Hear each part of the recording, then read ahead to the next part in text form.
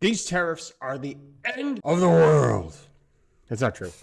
We actually just made our first deal with the UK. It's been interesting to watch. But I got this video here from the Wall Street Journal about the lightning fast tariffs and how quickly things are changing. Personally, I think things are going to play out very well for America in the next 50 years, which is great because I'll be 100 by then. No, I'll be 90. Let's get into it, dude. I think it's going to be a good time. A lot of people don't. Leave your comments below. Reciprocal. That means they do it to us and we do it to them.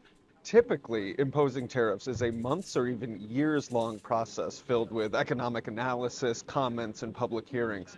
Not so with this latest round of duties from the Trump administration. We're going to have to go through a little tough love, maybe, but they all understand. They're ripping us off and they understood it. So under the Constitution, the president is actually not the person who's supposed to be imposing tariffs. That is left up to Congress under Article 1.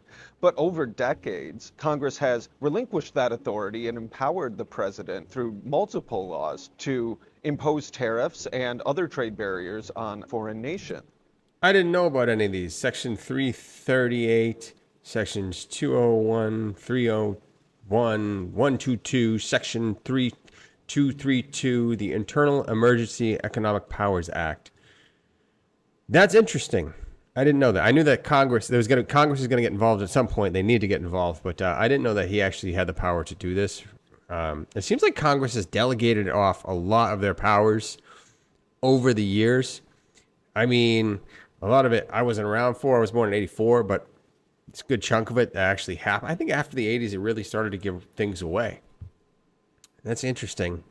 Let's continue. With those laws, there are standards and processes that the executive branch is supposed to follow when it's imposing tariffs. Typically, these tariff investigations would involve a lengthy... Lengthy. Petition by file, investigation begins, country notified, public announcement of investigation, consult with private sector, public hearing and comments, consult with committee, consult on retaliatory tariff, U.S. economy, request formal dispute settlement, report and recommend action published, public hearings and comments. What's the last one? What's this guy saying? A lot of analysis behind the scenes from economic agencies. And that's insane. You never get anything done. Look, I understand that you have to go through like a process, but that is ridiculous. Like, you got to have more speed than that. Insane.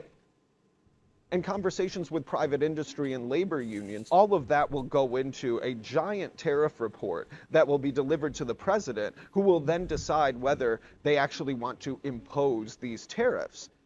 Wow. That's insane. So you just go through this enormous process, then you give it to someone like Joe Biden, and he's like, auto pen.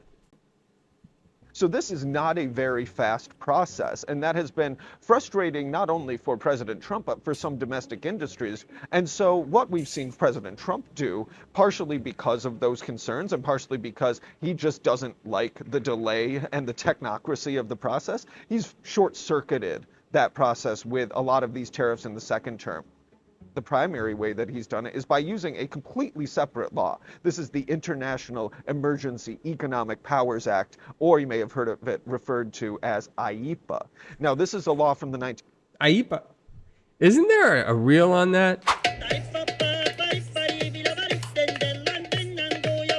Oh, God. 70s that typically is used for economic sanctions, and it's a much simpler process. All the president needs to do is declare a national emergency, and then they can impose tariffs almost immediately. That is what we saw him do when it came to Canada, Mexico, and China, where he declared a national emergency over fentanyl smuggling. China makes the fentanyl, gives it to Mexico, puts it through Canada. And it's what we saw him do with this reciprocal tariff action, arguing that persistent and chronic trade deficits constitutes a national emergency that necessitates tariffs. Trade deficits are no longer merely an economic problem. They're a national emergency that threatens our security and our very way of life. Now, that is a legally dubious, I would say, use of the law, if only because it has never been used for tariffs that broadly before. And so there have been people, even people in the White House counsel's office, for instance, who have cautioned his team against using this law for such broad-based tariffs because they think it could be vulnerable to a legal challenge. There's a very lengthy process for determining a tariff rate. Not so in this case. It appears from some sleuthing journalists that the Trump administration has done a very simple calculation on these tariffs, taking the trade deficit that the U.S. has with a particular country and simply dividing it by the amount of imports that we get from that country. And because we are being very kind, we will charge them approximately half of what they are and have been charging us. They've taken. Yeah, see, that makes sense to me, or even like a small business owner, I guess, would make sense, or just do simple math. Like you have quick ratios in business where it's you have to find out, are you do you have 2 to 1 with the money in the bank for operations, or 2.5? What's a healthy number to be running at? You got to be able to figure this out quickly, because you're in business. If you take too long, then things just die. Someone's going to run you over. Some hungry person is going to just run you over.